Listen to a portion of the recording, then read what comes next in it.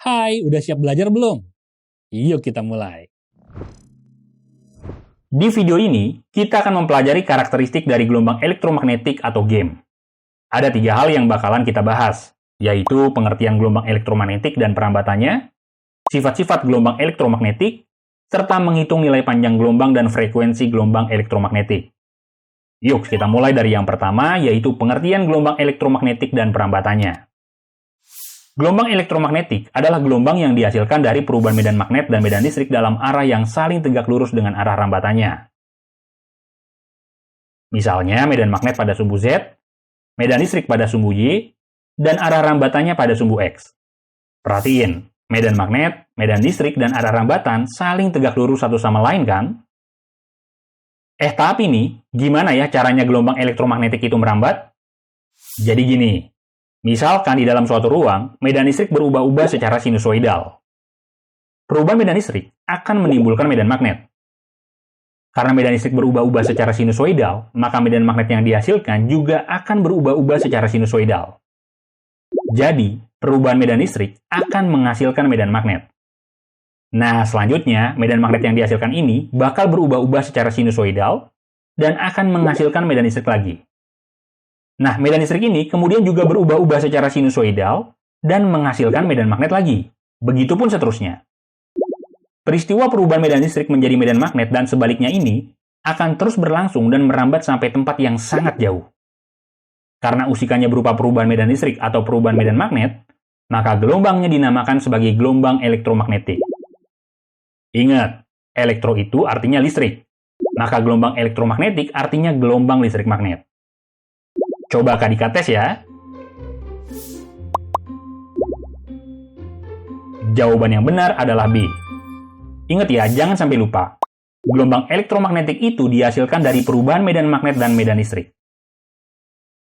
Oh iya, sebenarnya contoh gelombang elektromagnetik di dalam kehidupan kita sehari-hari ada banyak loh teman-teman. Misalnya, matahari memancarkan gelombang elektromagnetik, salah satunya adalah sinar UV.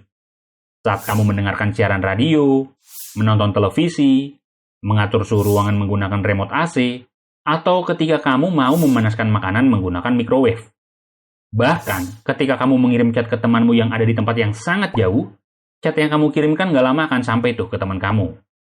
Bahkan, kalau kamu pernah ronsen, ternyata ronsen itu juga pakai gelombang elektromagnetik loh. Jadi, gelombang elektromagnetik itu sangat berperan penting dalam kehidupan kita sehari-hari ya. Nah, penjelasan lebih lanjut tentang jenis gelombang elektromagnetik dan pemanfaatannya secara spesifik buat apa, bakalan kita bahas di video berikutnya. Jadi, sabar dulu. Sekarang coba deh kamu jawab soal ini.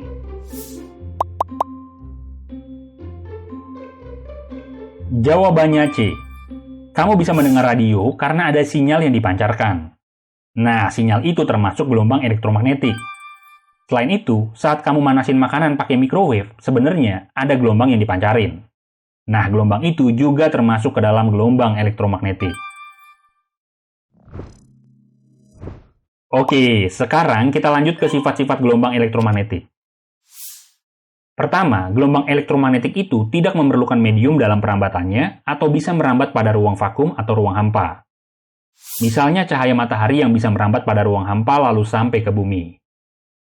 Kedua, gelombang elektromagnetik termasuk gelombang transversal dan memiliki sifat yang sama seperti gelombang transversal, yaitu getaran medan listrik tegak lurus terhadap medan magnet, dan keduanya juga tegak lurus terhadap arah perambatannya. Ketiga, gelombang elektromagnetik mengalami fenomena seperti pada gelombang umumnya, yaitu pemantulan, pembiasan, interferensi, difraksi, dan polarisasi. Fenomena ini nggak akan dikejelasin satu-satu ya, karena sudah kamu pelajari detail di kelas 11. Kalau lupa, silakan pelajari kembali topik getaran dan gelombang. Nah, berarti nih, untuk soal ini, jawaban yang benar apa? Jawabannya A ya. Gelombang elektromagnetik termasuk gelombang transversal karena medan listrik dan medan magnet tegak lurus dengan arah rambatannya dan juga mengalami polarisasi. 2 jelas salah, sedangkan 4 salah karena faktanya gelombang elektromagnetik itu bisa merambat pada ruang vakum atau ruang hampa. Oke, kita lanjut lagi teman-teman. Itu tadi baru 3 sifat ya. Sifat-sifat lainnya adalah keempat, gelombang elektromagnetik tidak membawa massa namun membawa energi. Lalu yang kelima, energi yang dibawa ini sebanding dengan besarnya frekuensi gelombang. Secara matematis, E berbanding lurus dengan F.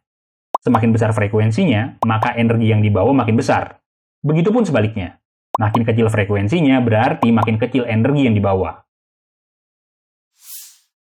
Dan keenam, medan listrik selalu tegak lurus terhadap medan magnet dan sefase. Oke, sekarang coba kamu jawab soal ini.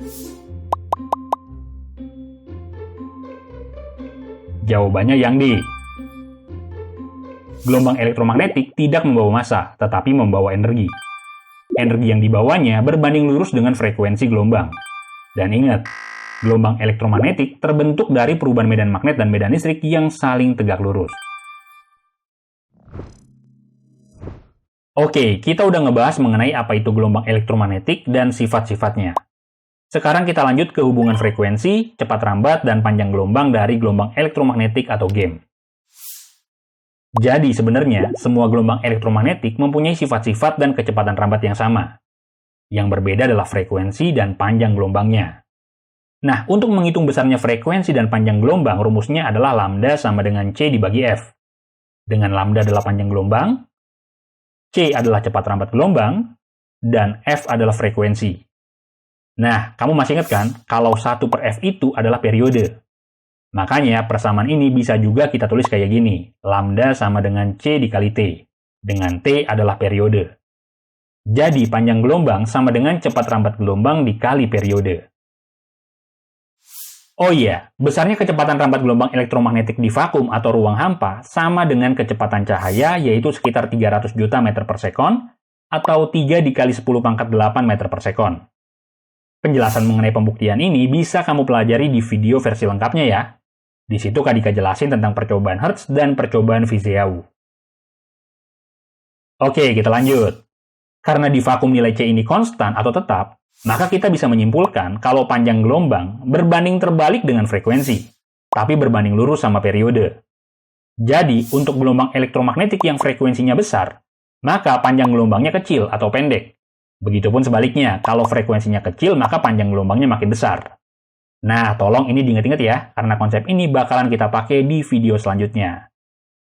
Sekarang coba deh kamu jawab soal ini. Jawabannya B.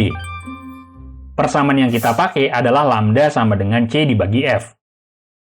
Pada soal, diketahui frekuensinya 1 GHz atau setara dengan 1 dikali 10 pangkat 9 Hz. Dan nilai C itu adalah 3 dikali 10 pangkat 8 meter per sekon. Maka panjang gelombangnya adalah 3 dikali 10 pangkat 8 dibagi 1 dikali 10 pangkat 9. Hasilnya adalah 0,3 meter atau setara dengan 30 cm. Oke, kita coba satu soal lagi ya.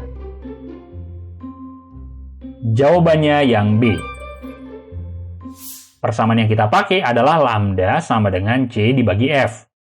Karena yang ditanya adalah frekuensi, maka persamaannya jadi F sama dengan C dibagi lambda. Pada soal, diketahui nih panjang gelombangnya 500 nanometer atau setara dengan 500 dikali 10 pangkat minus 9 meter atau 5 dikali 10 pangkat minus 7 meter. Sedangkan C itu ingat, besarnya 3 dikali 10 pangkat 8 meter per sekon.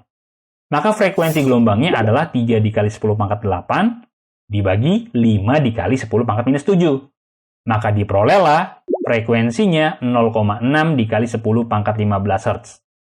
Hasil ini setara dengan 600 dikali 10 pangkat 12 Hz. Karena 10 pangkat 12 itu tera, maka jawabannya adalah 600 terahertz. Oke, jadi di video ini kita udah ngebahas pengertian gelombang elektromagnetik dan perambatannya, sifat-sifat gelombang elektromagnetik, serta menghitung nilai panjang gelombang dan frekuensi gelombang elektromagnetik. Di video berikutnya, kita akan ngebahas spektrum gelombang elektromagnetik. Yuk ditonton!